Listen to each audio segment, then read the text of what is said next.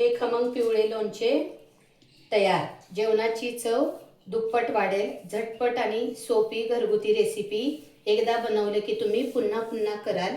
तर चला करूया ह्या पिवळ्या लोणचेच्या रेसिपीला सुरुवात। नमस्कार, माझ्या चॅनलमध्ये तुमचं सगळ्यांचं स्वागत आहे। आज मी हे तोतापुरी कच्चे 3 आंबे घेतलेले आहेत। त्याचे मी तुम्हाला पिवळे लोणचं कसं करायचे ही रेसिपी दाखवणार आहे। आता हे आंबे आपण स्वच्छ धुवून घेऊया। ह्याला चीक असतो, चांगले स्वच्छ धुवून घ्यायचे। आंबे आहेत। आता एक स्वच्छ रुमालाने आंबे पुसून घ्यायचे आहेत, कारण लोणचं जास्त दिवस टिकण्यासाठी प्रत्येक गोष्ट हे काळजीपूर्वक वापरायची आहे स्वच्छ, कारण रुमाल पण स्वच्छ धुतलेलाच वापरलेला आहे। आंबे स्वच्छ कॉटनच्या कपड्याने पुसून घेतलेले आहेत। आता हे आपण एकसारख्या फोडी करून घेऊया। ह्याचं आंबे कापून घेऊया, एकसारख्या त्याच्या बारीक बारीक फोडी करून घेऊया। तुम्ही कधी केले का पिवळ्या आंब्याचं लोणचं? कारण खायला फार छान लागतं पिवळ्या आंब्याचं लोणचं, आणि लहान मुलांसाठी पण चांगलं आहे हे, टिफिनमध्ये वगैरे देण्यासाठी पण। ते चांगल्या एकसारख्या फोडी करून घेतो।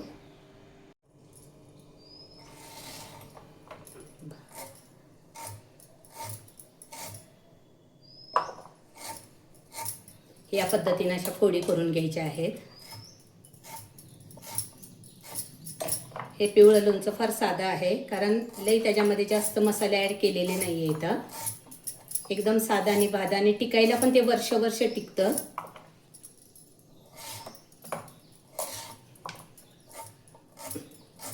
आहे त्याची की लोणचं टिकण्यासाठी, त्यासाठी तुम्हाला शेवटपर्यंत व्हिडिओ बघावा लागेल। तोतापुरी आंब्याचं पण लोणचं फार छान लागतं, तुम्ही पण एकदा ट्राय करून बघा। पद्धतीनं एकसारख्या फोडी करून घेतलेल्या आहेत। आता आपल्याला ह्याच्यामध्ये घालणारा मसाला काय काय लागणार आहे ते तुम्हाला मी दाखवते। आता आपण इथे घेतलेले आहेत मोहरीची डाळ, मेथ्या, लवंग, मिरे, हळद, हिंग, मोठं मीठ, लसूण आणि तेल। तर आपण चला करूया आता ह्या रेसिपीला सुरुवात। गॅस पेटवून घेऊया आणि बारीक गॅस करून त्याच्यामध्ये थोडं तेल टाकून घेऊया।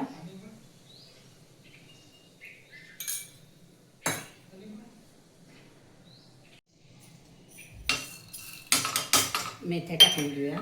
मेथ्या एकदम बारीक गॅसवर मेथ्या ह्या तळून घ्यायच्या आहेत। मेथ्या तळून झालेल्या आहेत। आपण आता हे एका ट्रेमध्ये काढून घेऊया। तुम्ही बघू शकताय मेथ्या अशा प्रकारे तळून घेतलेल्या आहेत। मेथ्याचा एक चांगल्या प्रकारचा वास येतो मेथीमुळे।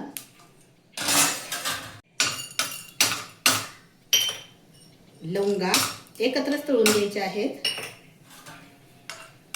बारीक गॅसवर तळून घ्यायच्या, कारण मेथ्या आणि लवंगा उडायची शक्यता असते। बारीक गॅसवर तळून घ्या।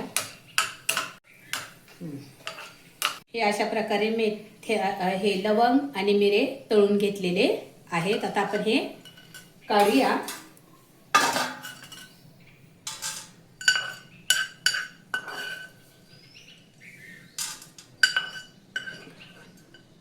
अशा प्रकारे मेथ्या आणि लवंग आणि मिरं या पद्धतीने तळून घेतलेलं आहे। आता गॅस पेटवून आपण हे स्टीलचं पातेलं ठेवूया, बारीक गॅस करूया। पातेलं जरा तापून देऊया, कारण आपल्याला लोणच्यामध्ये तेल टाकण्यासाठी हे तेल आहे ना, हे गरम करून घ्यायचं आहे। हे चांगल्या क्वालिटीचं तेल घ्यायचं आहे। करडीचं तेल किंवा शेंगदाण्याच्या तेलाचा वापर करायचा आहे। शेंगदाण्याच्या तेलाचा वापर करायचा आहे, कारण लोणचं शेवटपर्यंत ह्या तेलांमुळे टिकतं। आता आपण तेल गरम करायला टाकूया, आणि तेलाचा पण जास्त वापर करायचा नाही लोणच्याला, कारण लोणचं जर तुम्हाला कडक पाहिजे असेल तर कमी तेलाचा वापर करायचा।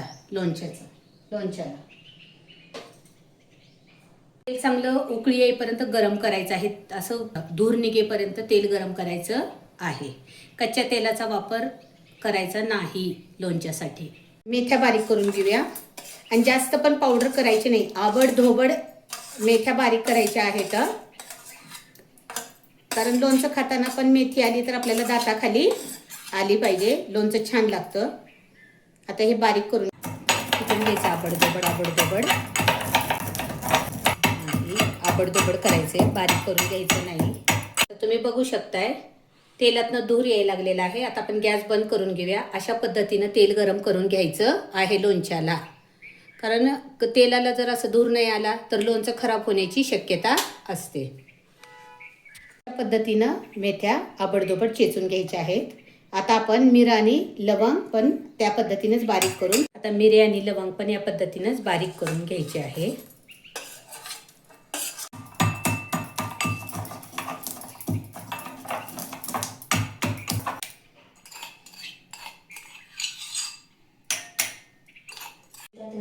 आता आपण ह्या फोडी एका स्टीलच्या बुट्टीत काढून घेऊया.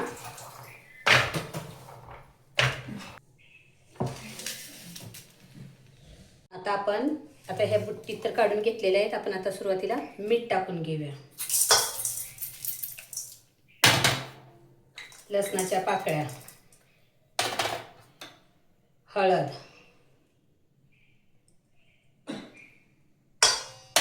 हिंग आणि मोहरीची डाळ, मेथ्या,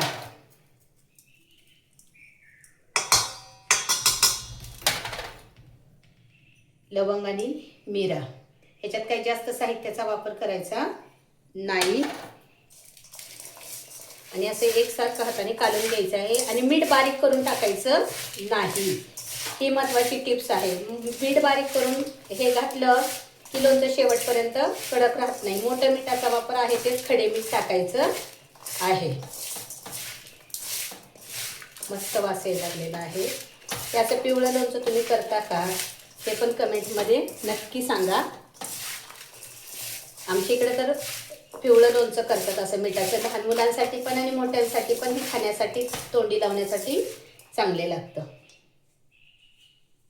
अशा पद्धतीने हे सगळं मिक्स करून घ्यायचं आहे चांगलं. आणि तेल थंड करूनच ह्याच्यामध्ये टाकायचं आहे, कारण तेल थंड होईपर्यंत आपल्याला आता वाट बघावी लागणार आहे. आता तेल पण थंड झालेलं आहे. आपण आता हे टाकून घेऊया त्याच्यावर.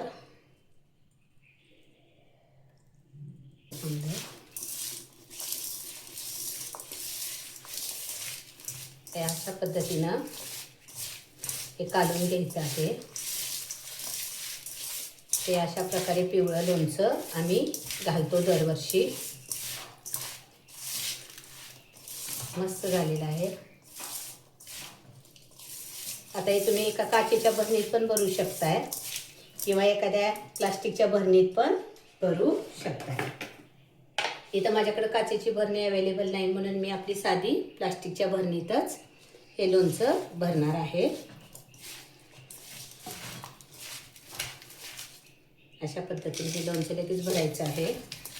तुम्ही पण अशा पद्धतीने एकदा करून बघा हे लोणचं.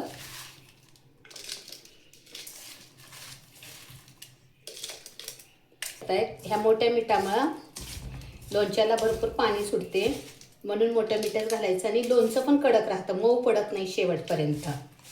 म्हणून अशा पद्धतीनं हे लोणचं करायचे. तुम्ही पण ह्या पद्धतीने एकदा ट्राय करून बघा. ही एकदम साधी सुधी पद्धत आहे पण खाण्यासाठी एकदम टेस्टी आहे हे लोणचं. तुम्ही भाकरीसोबतही खाऊ शकतात. आमटी, भात, लोणचं, पापड मस्त लागते ही रेसिपी. तुम्ही पण नक्की एकदा ट्राय करून बघा. आता वरून आपण थोडंसं तेल टाकून घेऊया.